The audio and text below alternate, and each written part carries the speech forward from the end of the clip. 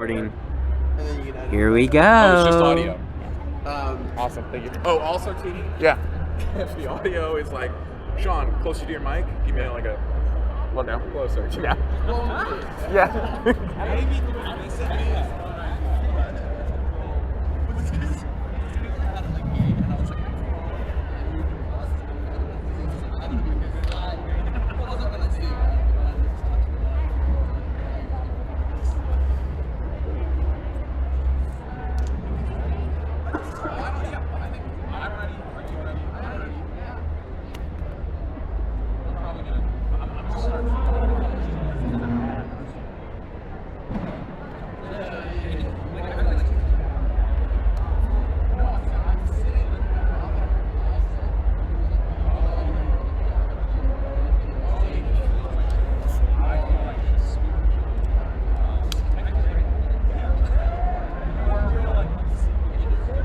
Hi everyone.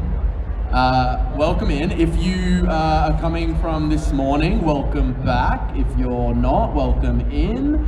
We are Blackwater D&D, and we are going to talk about, taking your table to the next level, leveling it up from a DM's perspective. I think we can just kind of get cracking in. Tim, do you want to do the land acknowledgement? Yeah, absolutely. Thank you.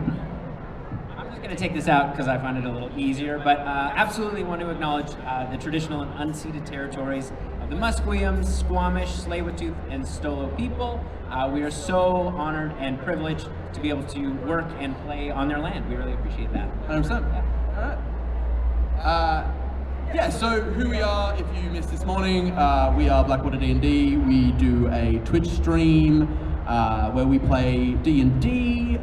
We do a couple crazy things. We have one show where we do DM Roulette, where all 6 players at some point during the game are both every character and also the DM at some point, and it sounds insane, and it is. But yeah, we do a bunch of stuff, and then as individual people, I'm Adam, I'm a singer, I'm a performer, and I am a DM at times, Yeah, I'm Tim. I am the current DM for our main campaign. I'm an actor as well as a writer and a comedian and an improviser.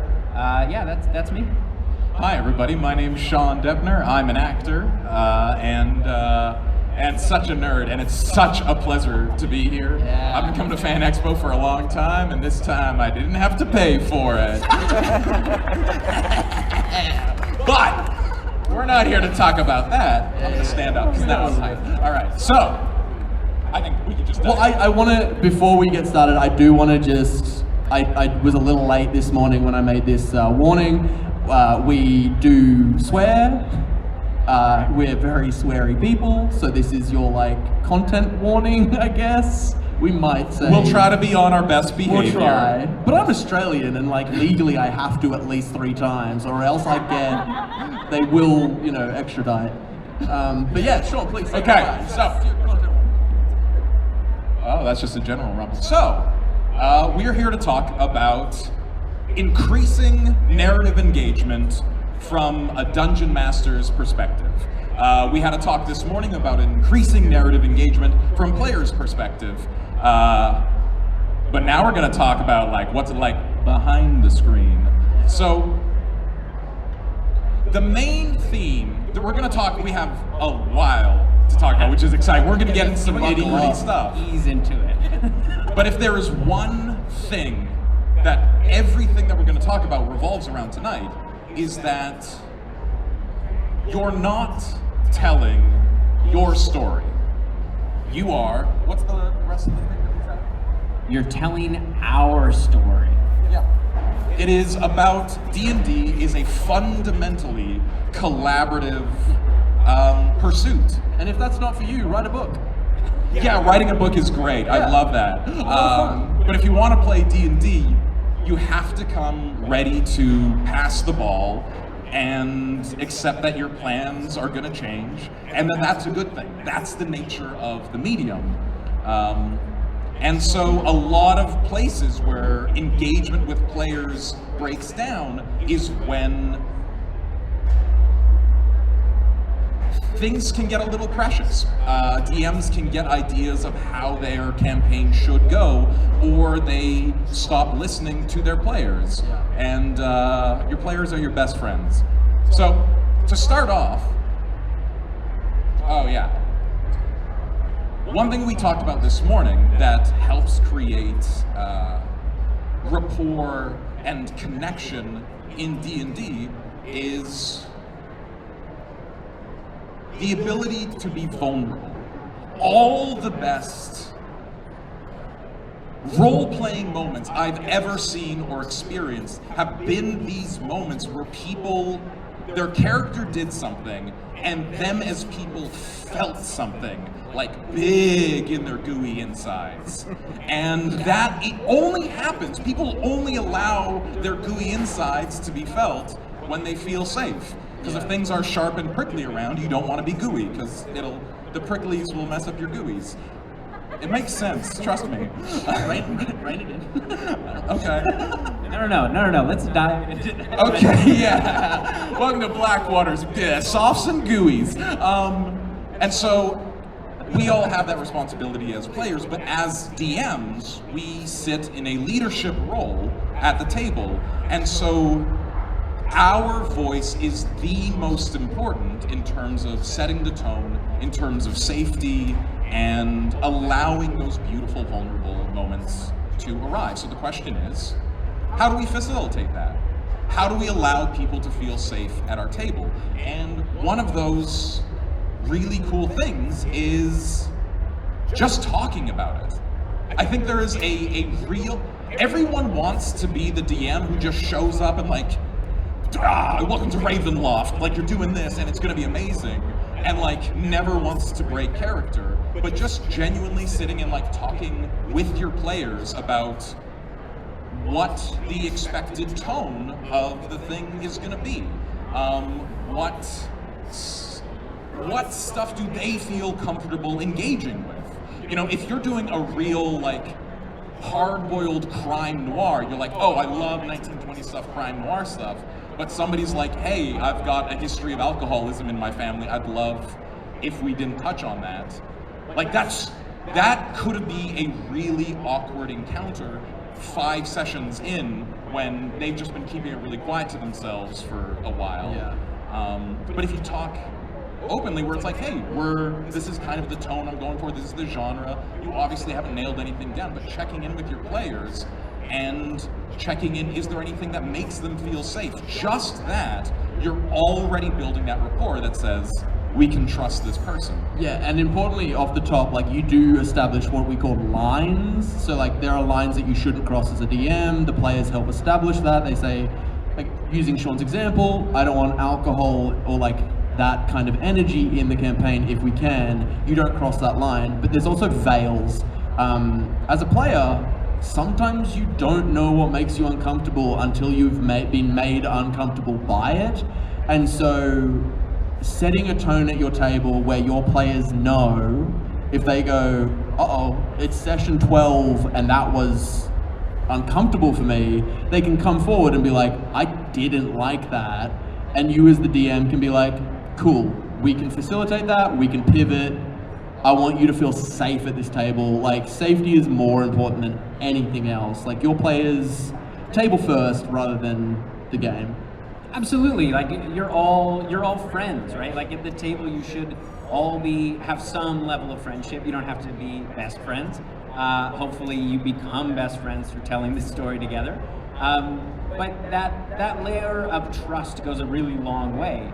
And having that built in right from the beginning, even before you start rolling any dice, in that session 0, when you all meet and decide to be a group and play this game together, and just talking through some of those layers of issues and things that may come up in the game.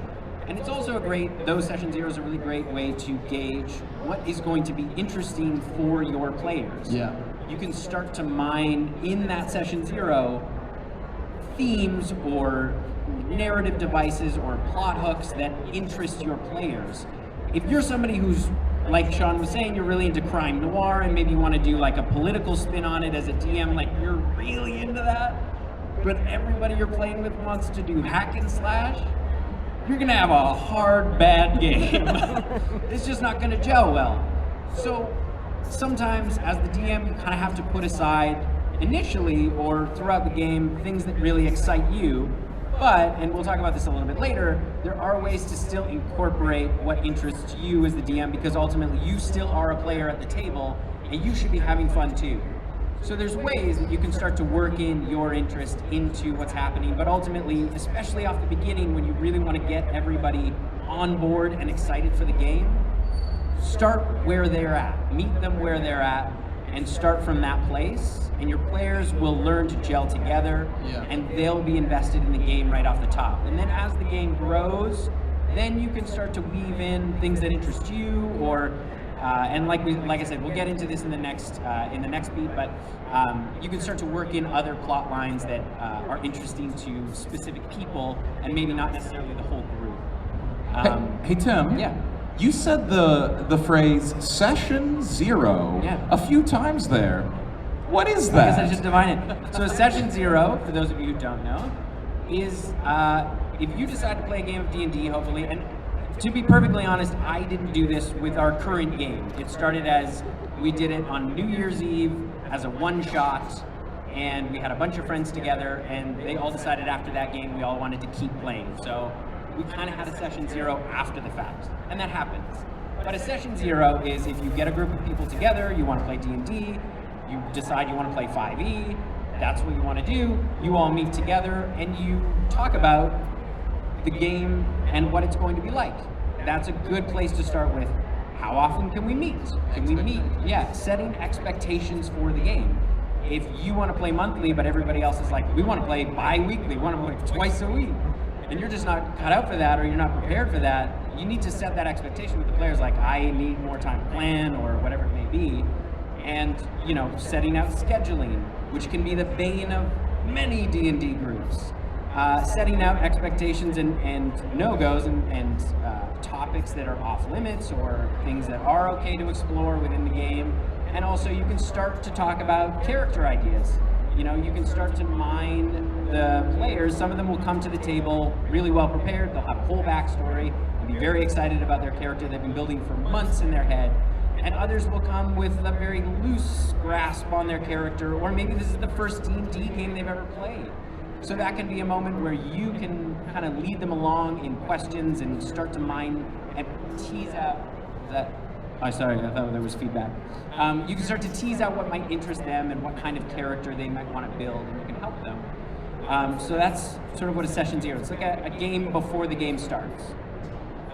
It also gives the players a chance to, like, settle into their characters without the pressure of the game happening. So, like, if you are a player that doesn't do accents and you're like, this is the one, this is the campaign, I'm gonna do British, and you turn up, the session 0 is your opportunity to be like, all right, governor, no, that's not it. Like, okay, we find that, okay, try it again, different British. And it's just like, it's like a judgment-free zone of like, I'm gonna try this, didn't work, let's try something else. And it's just not, it's basically just like a hangout session with very little, like, low stakes. Yeah, functionally, it's like, it's a D&D night, but you're there where it's like, this is where we experiment. It's your little space where it's like, yeah, let's have the training wheels on, we're gonna have this conversation, and then we'll have like a 90-minute scene in a bar of like your characters meeting. And you want to keep it majoritively roleplay. Like, the session 0 shouldn't have combat in it like too much. But team, these are people at Fan Expo. These are veteran nerds. You're right. These people aren't starting their campaigns. They're knee deep in it. They don't want to hear how to start it. They are already playing safe things. How can people who already have campaigns going increase narrative engagement? Absolutely. I can talk about this. You're like, yeah, we're all playing. Get to the good stuff. Well, actually, I do want to quickly see how many people are currently DMing a campaign. Put your hands up. Oh yeah. Oh, yeah. Those are hands. Nice. How many of you are thinking about becoming a DM? Brave. You're brave. Yeah. Welcome. Get into it. Also, if you have questions throughout any of this, just put up your hand and we'll figure out how to. Yeah. Question. You got a question? What's a DM? What is dungeon? a DM? You're right. Excellent question from the gentleman He's new. in the shirt. So the DM or the dungeon master is the person who is kind of guiding the players through the story and facilitating the game, playing all of the other characters within the game. Yeah, cool. Sometimes game referred master, to as a GM or a game master, depending on what game you're playing. Absolutely. Yeah. If you want to tie it to like video games, the DM or GM is the code. Essentially, it's like it's the video game that you play within. It's amazing. Great. So for those of you who have been DMing, obviously I'm going to get into something that I am really passionate about as a storyteller, and I assume if you're here, the kind of game that we play and the kind of game that I enjoy is a really narrative-focused game. I'm not opposed to like a really crunchy hack and slash that's very mechanics forward. That's awesome. That is just not the D&D that we play. We like to cry at the table. We like to cry at the table. We love to cry at the table. You love to adopt NPCs, Yep. and you love to cry. So that's kind of what we're going to be talking about. And the thing for me is that I really enjoy bringing to the table is understanding story beats. And the idea of when you're setting up for a session, whether you're playing weekly or monthly or bi-monthly, whatever it is, the idea of planning versus preparing. Someone said this to me a very long time ago, and I wish I could remember who it was, but they said to me, never plan, always prepare. If you plan, you're inviting the gods to cut your knees out from underneath you. And it's true, every time I've tried to plan a session, it never goes the way I think it's going to go. And I'm sure you can all relate. And early on in this campaign, I definitely was more in that planning phase. I got really excited when we started off on our journey, and I started world building, and all of a sudden I was like 5 hours later, and I'm in this really, like very specific lore hole about this one city and this one character. And I started to build the world with a lot of really firm boundaries. And as the game started, I quickly realized that that was not a good way to go, because the players are going to throw things at you or come up with ideas that were better than whatever I had come up with. Yeah, it happens all the time, and it's amazing. My Google Docs are filled with campaign notes of the same campaign with contradicting information, where I'm like, I don't remember which one is the right one anymore. But Tim, the audience says, you're telling us to prepare but not plan? Aren't those two things the same thing? No, young man. So, the difference between planning and preparing. So planning can anchor you to story beats. When you start thinking of like, okay, I want the players are going to go from here, they're going to meet this person, they're going to get this quest, they're going to go there, they're going to get that item, and they're going to come back. And that's going to set off this chain of events. And when you get into that, you start getting into a place of railroading. And again, none of these are hard and fast rules. Like with anything in D&D, there is a time and a place for railroading when it makes sense to kind of put the guardrails around your party and guide them in a certain direction. That's totally fine. But if you're doing that all the time, you'll find that your players aren't as excited to come to the table. They're not going to be as engaged because they don't feel like they have any effect on where the story's going. And that's really what you want. You want them to be excited for each session because their choices should affect the world. They should affect what the story is and guide them. So when I prepare now and when I plan for a session, when I'm looking at my Google Doc, I'm trying to think about, instead of like, this is the story beat we're going to get to at the end of the session, I think about who are they going to run into? Who are the characters that they're maybe going to run into? And inevitably I will have to improvise more characters. So I always have a list of names. That's just like, always have a list of names. It will help you. Yeah. And knowing who the characters are and where they're going. I like to think about the world that they're stepping into. If they're going to a specific place, what is that place like? Who are the people there, and what motivates them? You know, if they're coming up against a villain, what does the villain want? It doesn't necessarily have to be in direct relation to the party. It can be the villain is going to have whatever plan that they have, and the party is just going to bump into them, and they now have to deal with each other consequently because of that. And instead of being like the villain's going to go here and he's going to get them at this place, it's more about the villain is taking this road and they know what they're going to do, and if the party comes in contact with them, great. There will probably be conflict, but maybe the party chooses a different road and they do something else, and the villain continues on that road that they were on, and the party goes and does a whole other side quest, and the villain just continues to complete their objectives until the party can't ignore them anymore. And so when you prepare and you start to build the kind of scaffolding around the party and what that session is going to be like, then you encourage flexibility with them. You know that you're going to be in a place. Yeah, go ahead. Oh, so I have finish it though, because I have a question. Yeah. So when you build around them, you can build the world. You don't have to build the entire world. You can build just outside of their view, just like in a video game. You don't have to have the whole thing loaded up. It's just what the player can see. One of the greatest examples of that in video games is one of the Resident Evil games, where back when the graphics were pretty low, they just filled a town with fog. And you couldn't walk into the fog. That's Silent Hill. Silent Hill. Silent Hill boss. Sorry, yeah. Fucking You would just get lock it instantly up. killed. And that's a really good example of like clever scaffolding, where it's like, yeah, if you step off the road, but things happen. Like, Yeah. And so you leave room for the player's choices to affect what the story is. And that is so exciting. It's such an exciting place to be. Although it can be a little bit scary, admittedly, because you will go off script and you may find yourself in a place of it. Well, that's the question I wanted to ask you, Tim. I want to ask the audience, how many of the DMs in the audience right now are DMing for groups of like level 14 and above? Anyone? Okay. A couple of brave souls, well done. So our party is currently at level 16, which means we have access to 2 spells, plane shift and teleport. How do you prepare around the party being able to be literally anywhere, whenever they want, all of the time? You don't.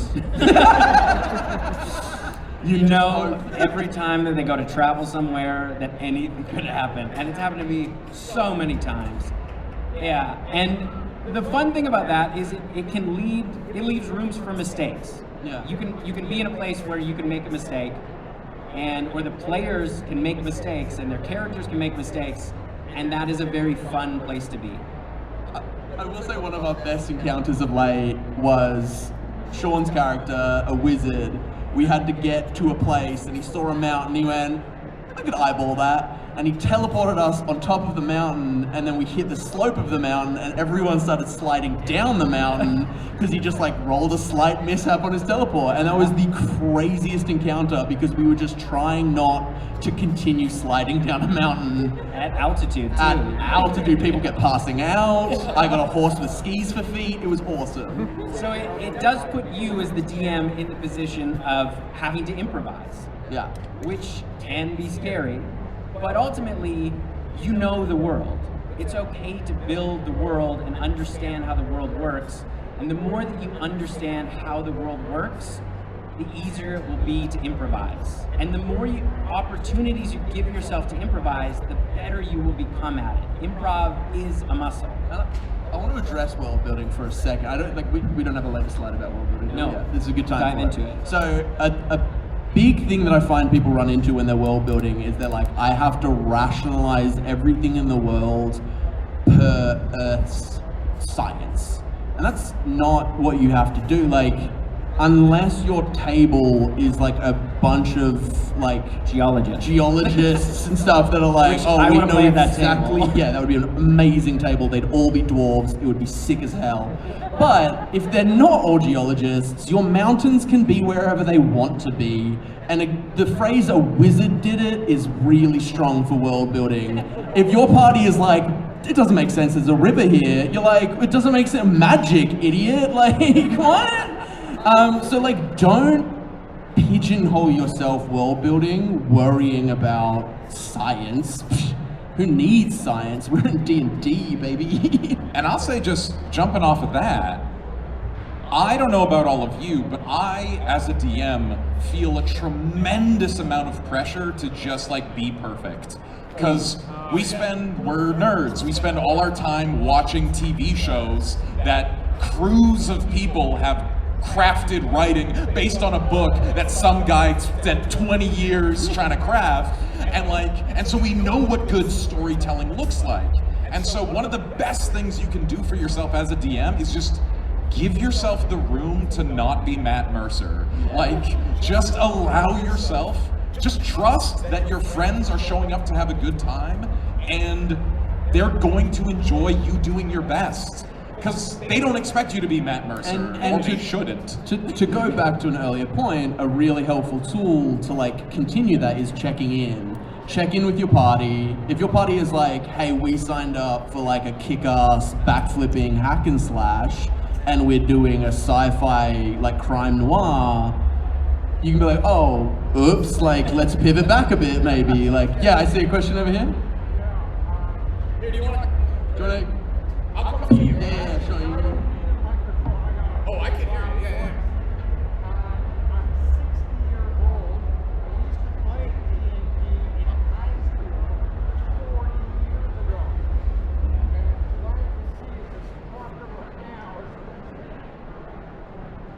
Yeah.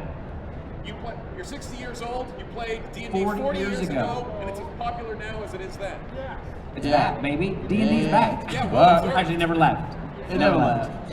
That's amazing. I have sold my soul to the devil to play To D&D. speak to that a bit, I think one of the things the reason that it has endured is, and it's something we've talked about. We talked about it earlier today, and we touched on it briefly, but because it's a group storytelling exercise. Yeah. It's something that is so core to the human experience, is telling stories, and that is part of the reason that it has lasted as long as it has, is because people love telling stories, and having an excuse to come together and live in a fantasy world or a sci-fi world or whatever your table might be, to live in a story together is so exciting and fun. And that's part of the reason that D&D, I think, will remain popular long after us. It has tapped into something that is very, very human. And that's rad. And then we're bit bopping a little bit around here, but I do have one last thought about world building before we move on. Yeah.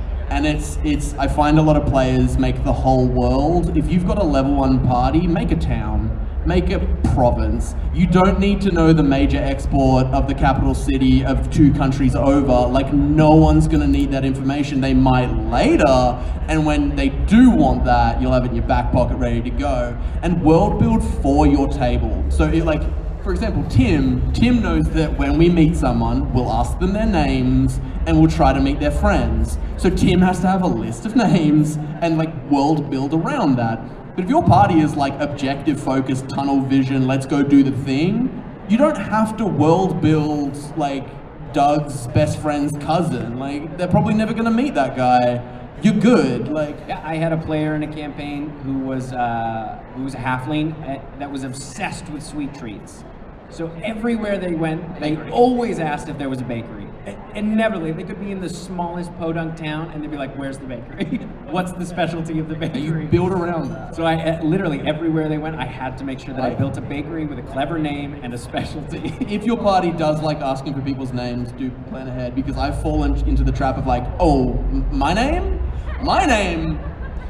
is just Yeah, like, literally for everybody, just have a list of notes of just names, different races, professions. I see a question over here.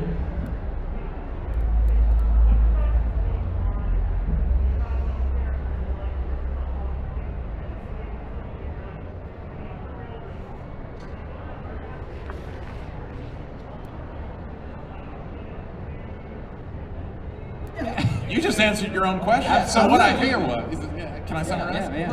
What you're talking about is the very familiar situation where I have Lord Important NPC who has all the important plot information and the players miss all the plot hooks.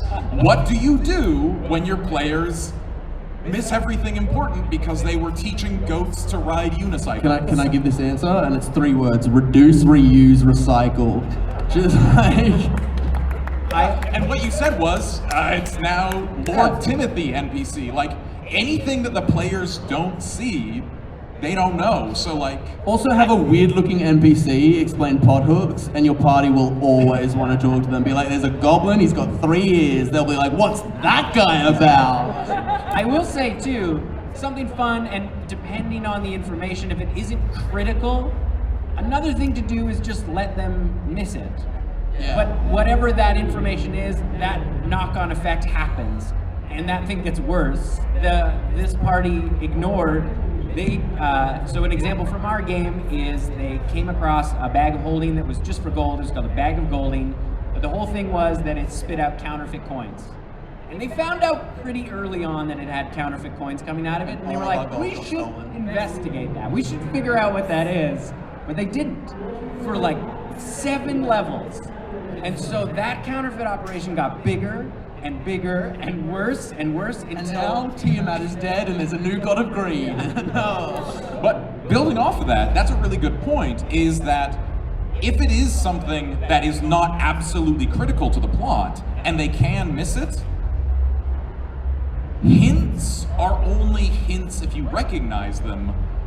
And so with context, if they just go off and, you know, have their whole goat unicycle situation and come back and Lord NPC is still doing stuff and they're like, "Oh no, he's a vampire," then suddenly all those little plot hooks you left earlier, where it's like, "Oh yeah, Lord NPC doesn't come to the church. Yeah. Oh yeah, Lord NPC is only around at night." They go, "Oh yeah," it's that aha moment. And that's super satisfying.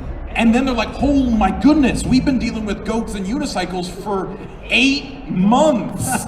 You've been working on this since then." And you're like, "Yeah, I'm a good DM." Yeah. I think the way I like to DM is the way I like to do puzzles in like dungeons, and it's, I put the puzzle there, I describe it to my players, and then as soon as I hear something that I'm like, "Yeah, that makes sense, that's the solution to the puzzle," I'm not planning any solutions, I just put something in their way, and if they figure it out, great. Like, yes. Yeah.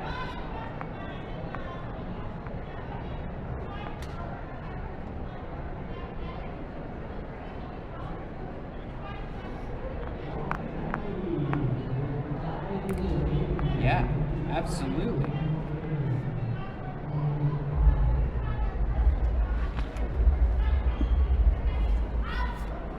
Yes, Yeah, that's absolutely. perfect. Absolutely. And also, Do we want to summarize that?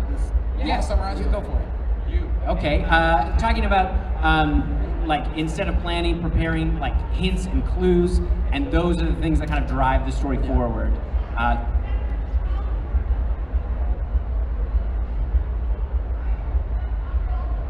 Yeah, absolutely. You just need to know how, like, you don't need to know how they learn the information, just that the information is there. Is there.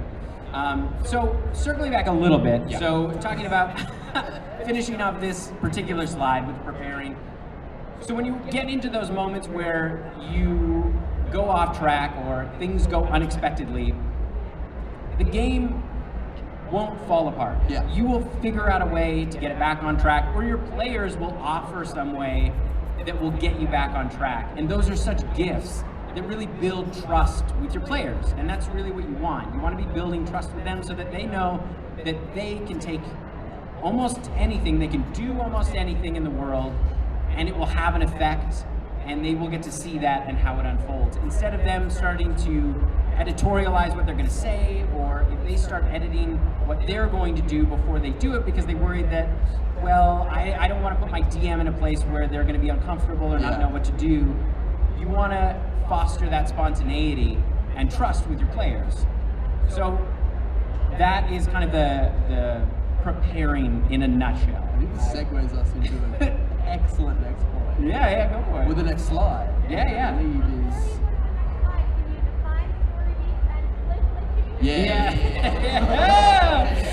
So story beats are thinking about how a session, depending on how long you play for generally, and you'll start to find what the rhythm of your campaign is if you're playing for just 2 hours, or if you're playing for like 5 hours because you only get together once a month. Or, you know, we usually go for about 3, sometimes 4 hours because we stream.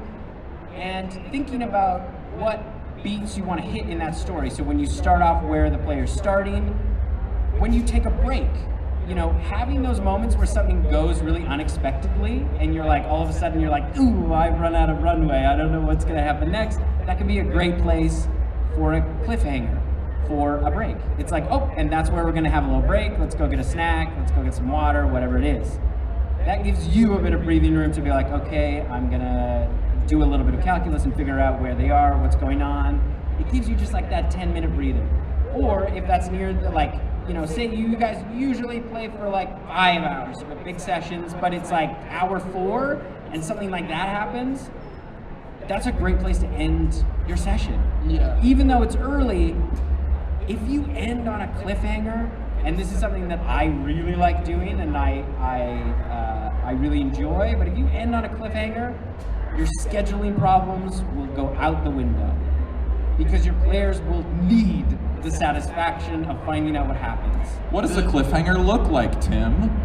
What does that mean? Well, I have a great example, like the term cliff lich. We refer to Tim as a cliff lich because we had very recently defeated a lich. We were feeling really good about ourselves. We were in the Magnificent Mansion. For those of you familiar with the spell, it's a magical house that like keeps you safe.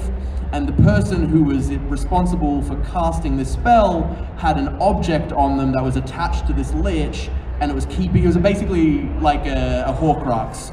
And the lich was like infused in the mansion, and it was right at the end of the session, and the lich was like, sup, I'm back. In the mansion, like half of us were somewhere else, and he was like, and that's where we're gonna end it. And we're like, we hate you, Tim, you're a piece of shit, like how dare you do this to us?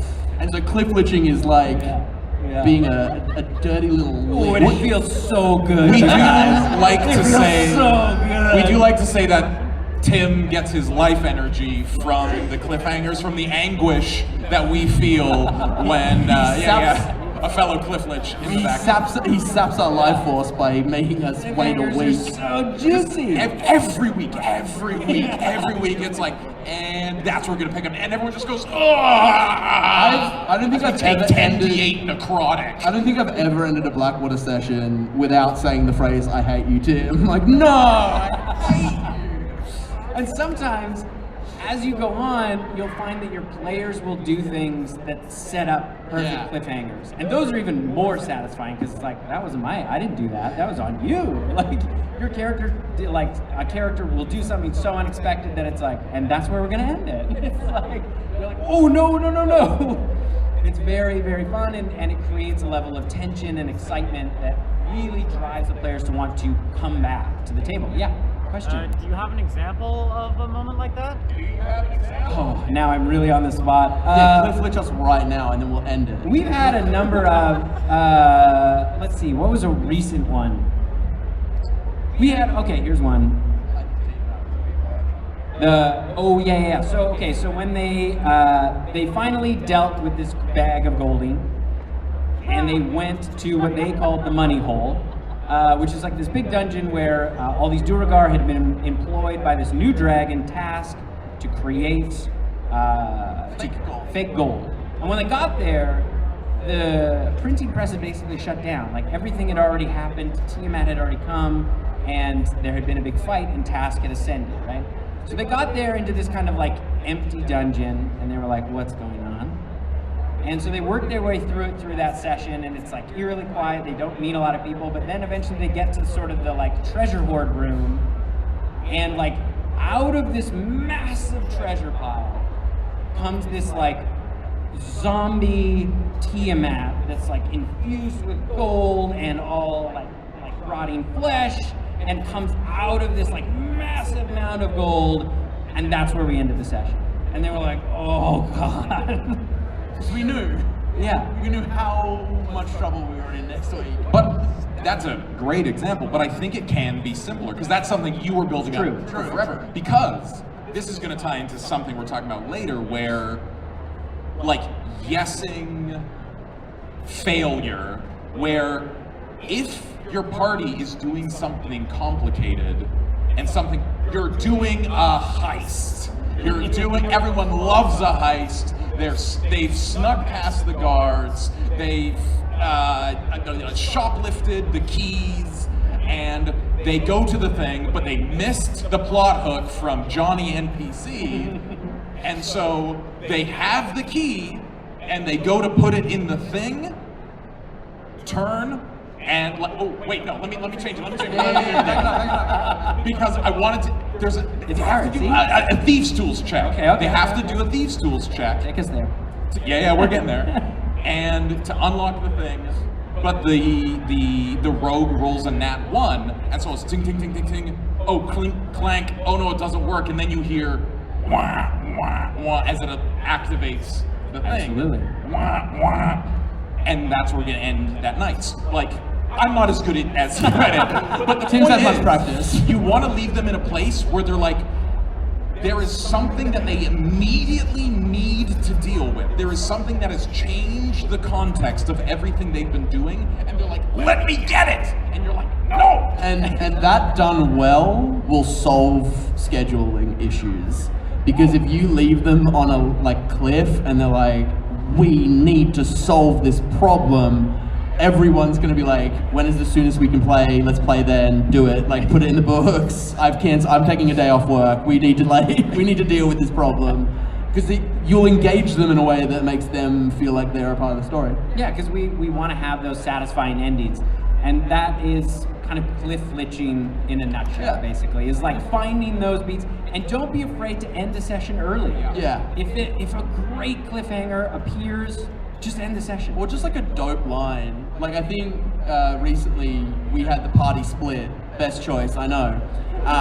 And so information that was shared to one half of the party wasn't being picked up by the other, and we reconnected, and one of the players was like, oh no, info, this is the situation we're in, and Tim goes, and that's where we're gonna end it. He didn't do any exposition. It was a literal conversation between two characters, and the one character was like, we are in trouble, and Tim went, and we're done. That's it. And that was such a good moment to But be even oh, there, shit. that's the players being like, we're in trouble, thus we should do something. And Yeah. Tim said, not this No, week. yeah. Not Yeah. till later.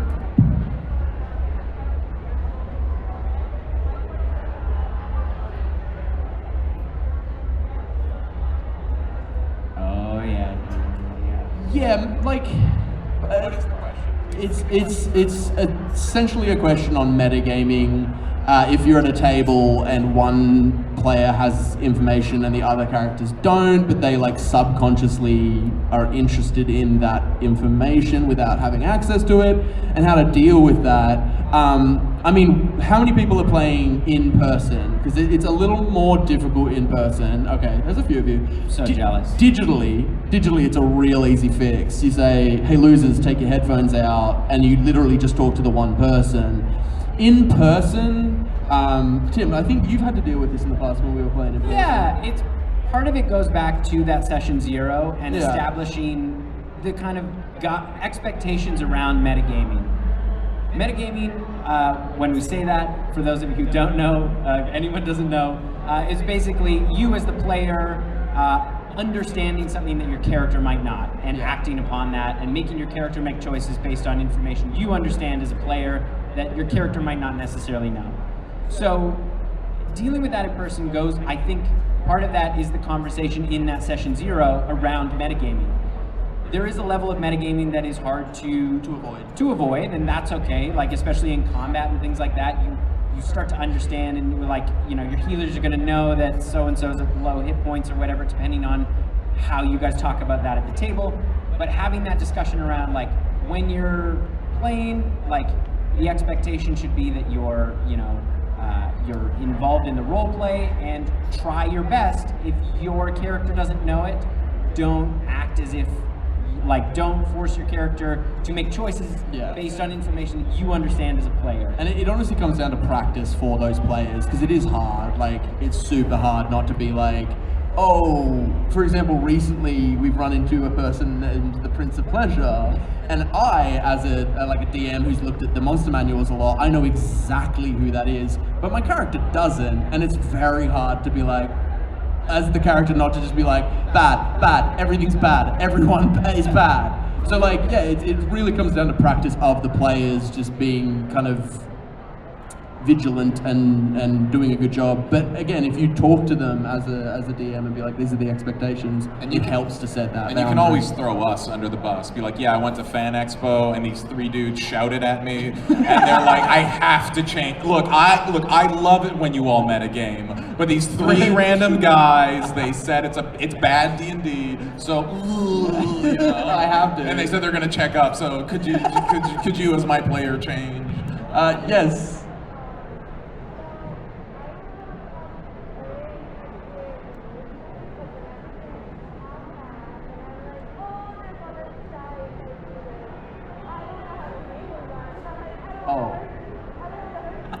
So I'm gonna tell you something that I think. Can we summarize the question first? Yeah, sorry. The question was like, when you're in combat and you're like, uh-oh, I'm gonna TPK. Total. I'm really bad at that. Just saying terms. Total party kill, killing everyone in the party. That's essentially the end of the story. Everyone's dead. Or is it? You pick up in hell. But you when you find yourself in a situation where you're like, oh, I might accidentally kill the party. An amazing thing is the monster manual isn't rules. Nothing in the monster manual is hard and fast.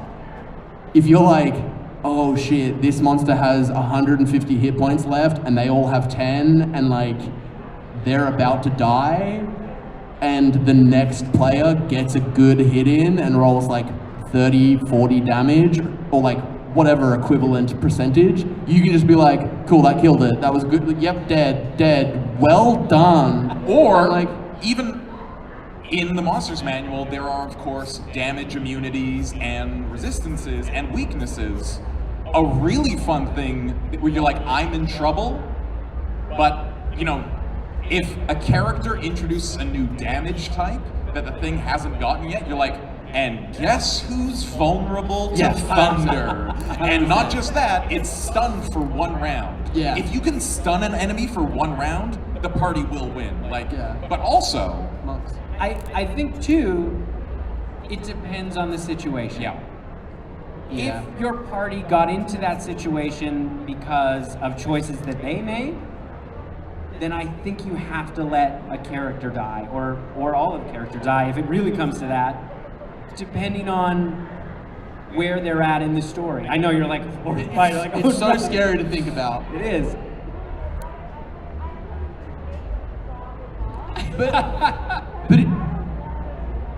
But importantly, like, not wanting your players to get hurt, that's coming from a lovely place, and that's great. But if all your players die, that example that I used isn't a bad one, where you're like, oh, you're all dead, and you all awaken and find yourself in a fiery hellscape. Welcome to hell, and that's where we're gonna end it. Cliff Lich! Like, just double down. Just be like, you're in hell now, figure it out. Like, you can also look at the monster that you're using. If it's, you know, if they're fighting, think about the kind of monster that they're fighting. Are they fighting 100%. a beast? If it's a beast, then that beast is going to like put them all unconscious and then maybe eat one and then run away.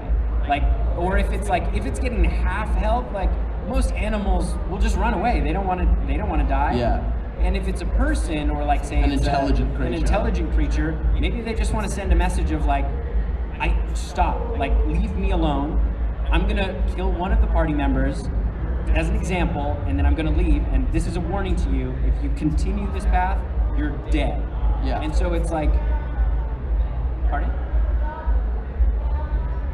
what happens if it's a goblin? What happens if That goblin- you're like, oh, they're just traveling from point to point. I'm gonna give them one of those plants that is mean, and then the plant that is mean beats the shit out of everybody. What do you do then, Tim? If it's a plant, Yeah. it just wants to eat, and it's got to set down roots, so it's going to eat one player. And you can also give your players an escape route, right? You can always give them an escape route. And again, like if it's a goblin, they're going to kill one person, and then it's like, we're going to take all of your stuff. Like everybody else, give us your stuff, like, and then we're going to back away because we're goblins and we're not that strong. So it's just thinking about ways around the situation. Now, if it's, like I said, if it's something that they got themselves into, then it's a bit harder. And I think death sends a message of like, your choices have consequences, and that's good, and it gives your story stakes. Now, if it's a situation where you put them in by accident because you threw something that was too hard at them and the rolls didn't go their way, that's a situation where I think you can adjust the dice. You can adjust the dice or adjust the hit points. And let's not forget, you've got a screen. Oh, did it roll a crit or did it roll a 2? We all fudge dice. Yeah. We all let's okay. Normalize fudging dice, because like no one wants to get killed by a mean plant. Yeah. We've all had that time where like, what is this one goblin doing? Crit, crit, crit. Fucking John Wick long ear. Like, what is this? That's a campaign villain though. That right there is like John Wick the Goblin takes out half your party, and then he kills one person, and he's like, "I'll see you later," and fades into the shadows. You wake and up, they will chase John Wick for the rest of their lives. Yeah. This is the thing. Okay, let's talk about yes anding. Because what we're talking about is you have messed up, and there will be consequences. But with that, if you spin it right, suddenly you've got all the party engaged. Like, I think of Critical Role Season 2, spoilers, a character dies. Very early on the season, but there are spoilers. And Matt Mercer did not intend for that to go that way. And Matt Mercer, it's one of the rare times when you really see him on the back foot. Oh, yeah. He's like, oh, you made that choice? Well, and it was clear too because he was like just trying to get 2 of the players within the narrative out of the game because they were about to have a baby. And it was like, and the rest of the team were like, no, we're not going to let them get away. And it's like they made choices that put them in a situation that was dangerous. And then he sent a message to them. He's like, I'm just going to kill one. Get out of here. But importantly, what he said at the end of that session, and that's what I love because you can like kind of see behind the curtain. He says, "And we have found a hell of a villain tonight." Even then, he was already spinning it. Yeah. So that nothing will bring your players together better than death. Like our campaign is named Blackwater D&D after my character who died. Like Torrin Blackwater just died and is probably in hell. But just kill one, or kill their pet. Yeah. No. Yeah, absolutely. Kill their pets. Kill pets. Yeah. Kill that dog, baby. Yeah. Kill that dog. The best DM moment I've ever seen on the internet was Brennan Lee Mulligan going, "I'ma kill that dog." That was the most villainous, like, immediately the table was like, we have to stop him, he's gonna kill the dog.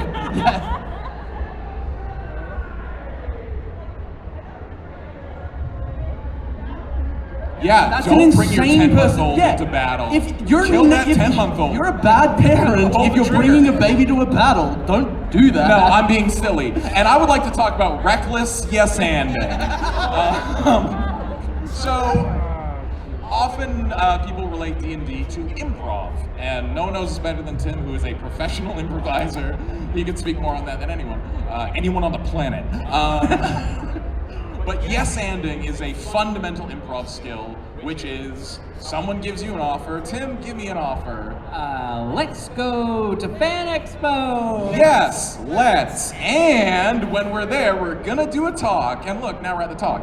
Basically, it's when someone gives you an offer. I would like to look for apes. Well, let's do a counter of that. Tim, give me an offer. Let's go get some mini donuts. No, the story is over at that point. Yes-anding's fundamentally, I would like to do a thing, and you say, cool, this happens as a result of that. Yes, that happens, and more stuff is gonna happen. This is like fundamental DM stuff. Every time you're doing something that hasn't been planned or scripted, you are literally yes-anding, where they're like, I look for you did say apes. You've established apes. I looked for an ape at the restaurant, and you say, yes, there is one. That's silly. When they say, I would like to find a bakery, which is a reasonable thing, and you say, oh yeah, it's called Sweets and Meats, and you just make up a character because a bakery's a reasonable thing to prepare, that's yes-anding. I would never go to a bakery named Sweets and Meats.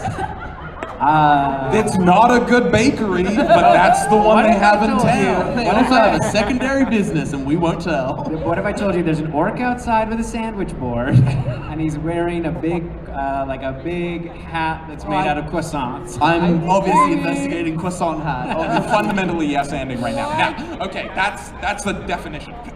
Now, okay, so this is something that I run into as a DM. And as a player, I would say. And as a player. Well, as a player, it's easier because you're my parachute. Is something that I like to call reckless yes-anding. So I'm the type of DM who will someone say, they're in a bar and they're like, I would like to look for an ape.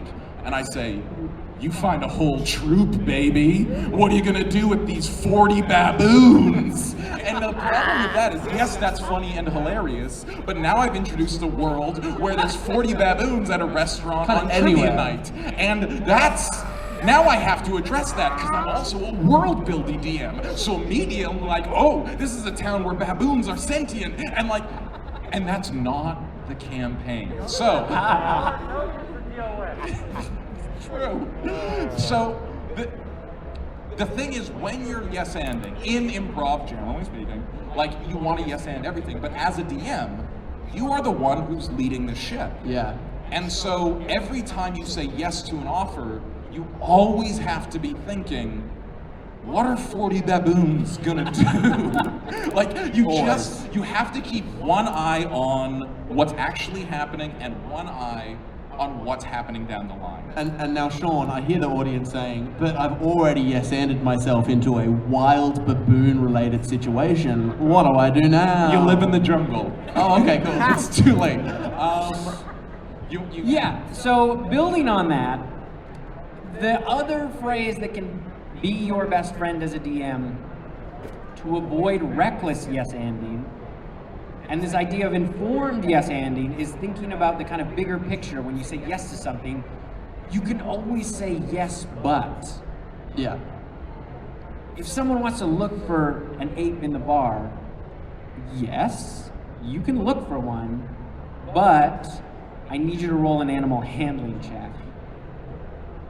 Importantly, because I do want to address this. This is important. Rolling the animal handling check, you do leave yourself open to natural 20s, so you need to like kind of keep that in mind. Yeah. If you don't want a thing to happen, don't ask for a roll. Because if the rogue is like, I'm going to steal the crown off the king's head, you can just be like, you try, but there's 30 guards. Or you can be like, yes, with the like knowledge in mind that you might roll a nat 20 and you have to deal with the rogue stealing the crown off the king's head, and that's just a part of it. Well, exactly, right? Like it's the yes, but like, yes, you can do that, but if you succeed, you're now an enemy of the state. Or, yeah, you know, the king is... I see we're getting a 5-minute warning. Perfect. Cool. Perfect. Really? I thought we had more time, but I thought it was hour and 45, but I guess No, they not. were like, this is too hot. Too much. Get him off the stage. Yeah, too If you have a 5-minute powerful.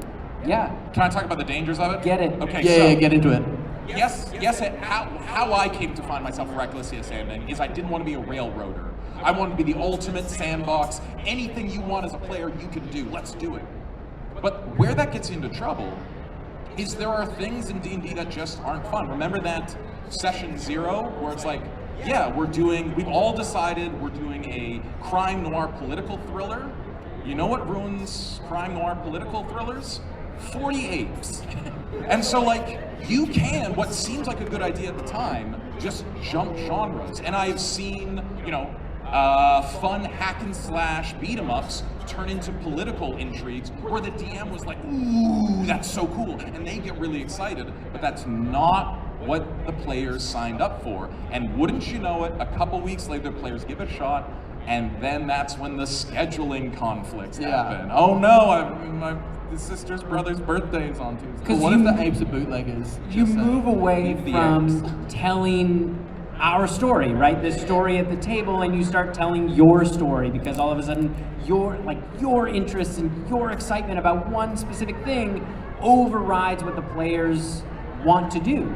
And there's times where the players will all collectively shift the genre of the game just by their actions, and they will have more investment in that because that's what they chose to do. As soon as you start telling your story, you stop being a DM, you start being an author. Like, be really conscious that it is a collaborative experience. And so what I would say is before you are allowed to take a breath and think about it. If someone says, I want to do something, and you haven't, it just never occurred to you, you are allowed to give yourself the space to be like, let me actually think about that for a second. Okay, how about this? And like, twist it, give it that kind of yes but. Yeah. I think we are coming close to. Well, and then I will say this last little bit on this one too. Enemy. No is also an acceptable 100%. answer. I would like to look for it, go for it. I rolled a natural 20. You are certain with every fiber of your being that there is not an ape within a mile of this place. They don't even exist on this continent because you understand the climate here does not support ape life.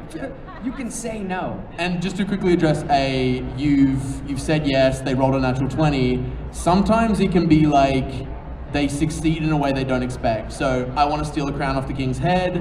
I rolled a natural 20. You go, cool. The king laughs and goes, that was a marvelous joke. Like, go on your way. Or is like, because I respect you, I'm not going to have you killed. Please leave. Like the critical success is surviving the encounter. I think something that 5th edition D&D doesn't do as well as some other tabletop games is the mixed success mechanic, where it's like, yeah, you did good, but there were consequences behind that. I think it's a really cool system. Absolutely. I gotta call it. We've got to wrap it up. Oh, go yeah. That's perfect. We had a whole other slide. We had one whole slide, but you know what? It's Team, you've just been so lovely to talk to. Absolutely, we've had a great time. We completely lost ourselves. Please, thank you. Thank you. We are playing tonight, so if you want to see Tim take all of these things in action and like do it at the table, we're playing at Twitch, Blackwater D&D at probably 8 p.m. 8 o'clock, tonight. 8 o'clock, 2 we hours. will be able to make that. $1.45. And then check out the YouTube if you want to binge a shit ton of content. We also will be up here. We have some stickers. If you guys, one of the things we love to say at our table and what we love is when a narrative and mechanics kiss. So we have some stickers of that because that's one of our favorite things that happens. Because it's always nice when the mechanics Put it on support your the laptop. If you want to come say hi, we'll be up at the front. Thank you all so much. Have a good night. Have a good one. Good night.